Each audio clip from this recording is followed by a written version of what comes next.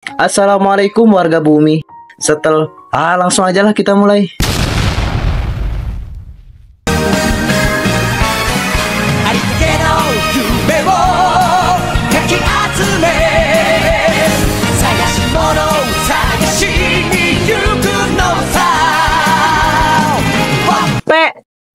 Kali ini kita akan mencoba membahas mengenai tanda-tanda isim.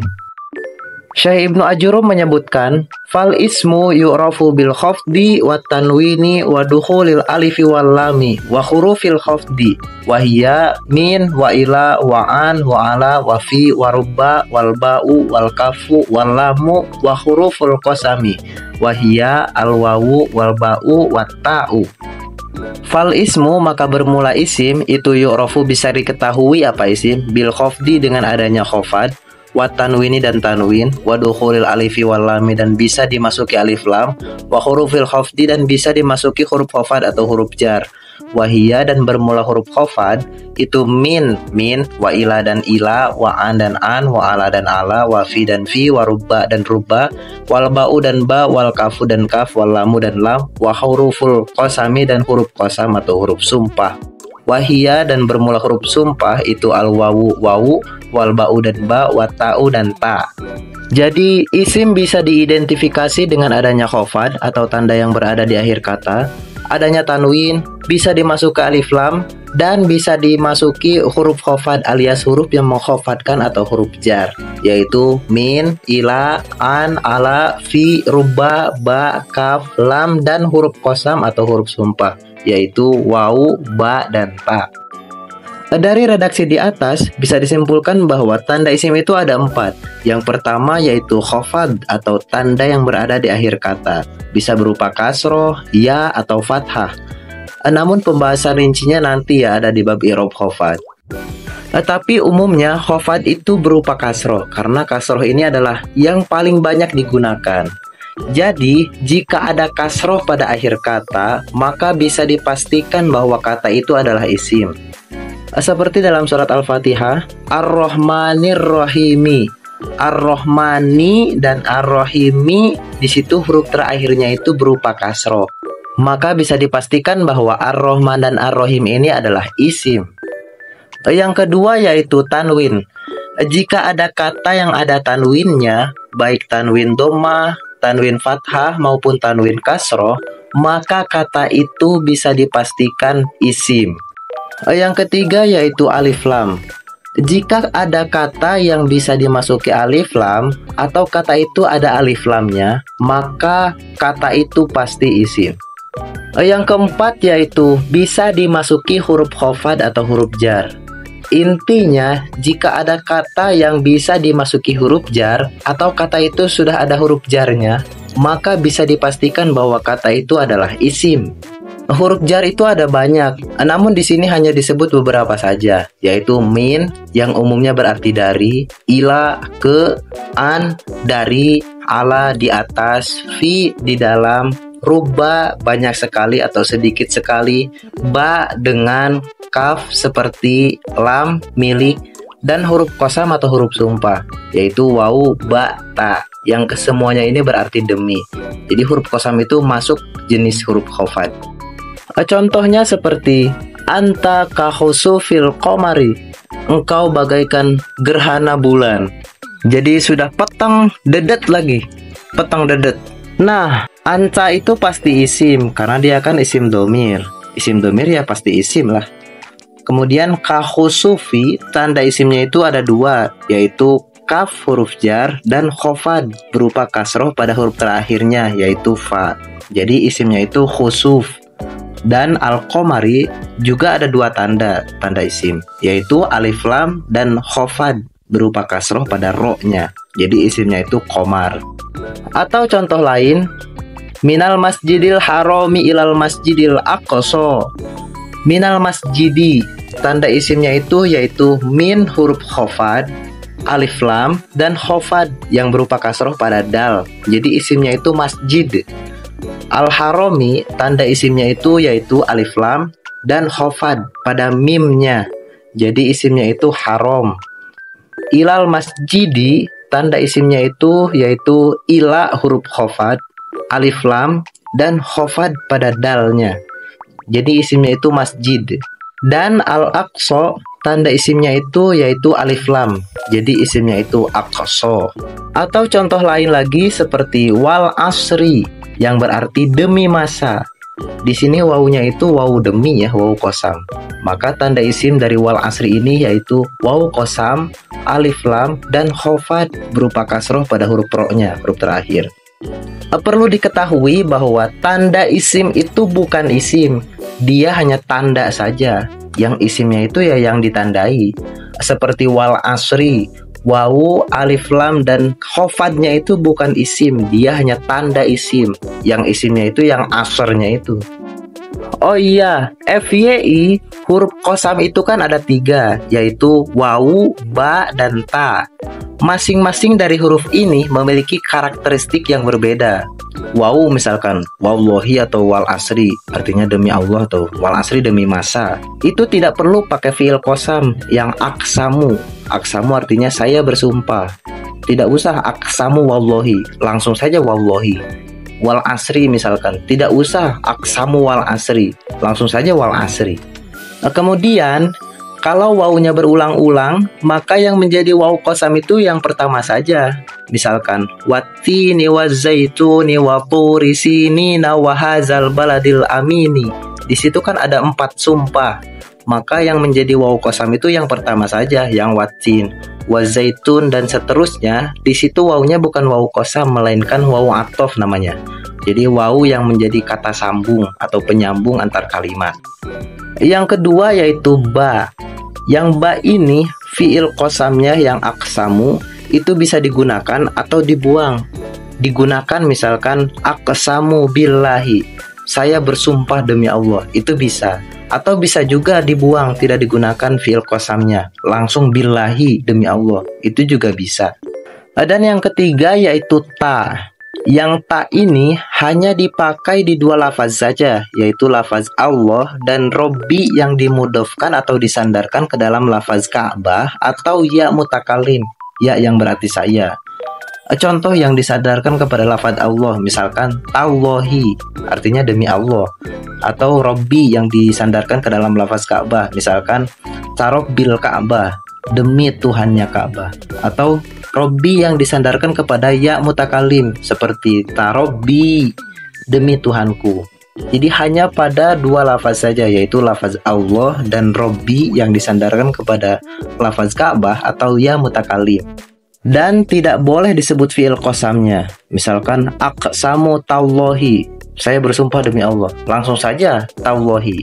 Atau aqsamu tarobbil Ka'bah, jadi nggak bisa. Jadi fiil qasamnya tidak boleh disebut. Jadi bisa disimpulkan bahwa tanda isim itu ada 4, yaitu khofad, tanwin, alif lam, dan huruf khofad atau huruf jar. Atau bisa juga disimpulkan dari segi posisi tandanya. Ada yang di depan seperti alif lam dan huruf khofad, jadi isimnya itu berada setelahnya.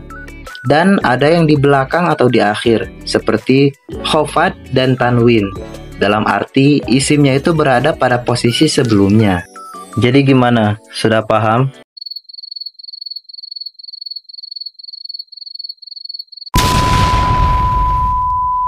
Nah, sekarang kita memasuki tanda fi'il.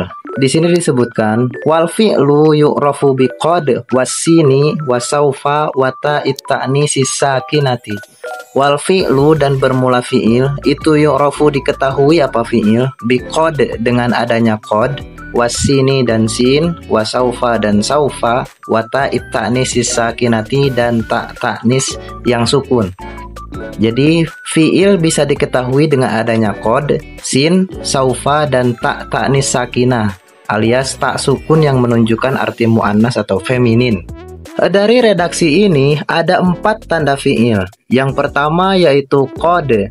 Jadi jika ada kata yang sebelumnya ada qad atau diperkirakan kata itu bisa dimasuki qad, maka kata itu adalah fi'il. Contohnya seperti qad aflahal mu'minuna. Nah, pada contoh ini qad itu tanda fi'il, berarti kata setelahnya yaitu aflaha merupakan bentuk fi'il. Tinggal ya nanti diidentifikasi bentuk fiilnya. Dan cuma dua doang kemungkinan bentuk fiilnya, yaitu fiil madhi atau fiil mudhari. Karena qad itu tidak masuk ke fiil amar. Dan menurut hasil riset yang begitu mendalam, lebih dalam dari apapun yang paling dalam, yang bertempat di laboratorium entah, ternyata aflaha itu adalah bentuk fiil madhi.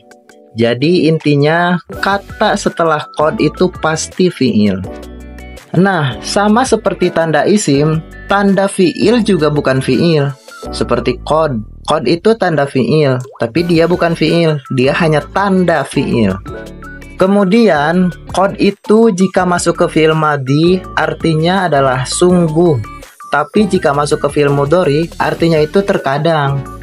Contohnya seperti qad nasoro dan qad yansuru. Qad nasoro itu artinya sungguh dia telah menolong. Tapi qad yansuru artinya itu terkadang dia menolong. Tanda fiil yang kedua yaitu sin. Buset, bukan sin yang itu juga kampret.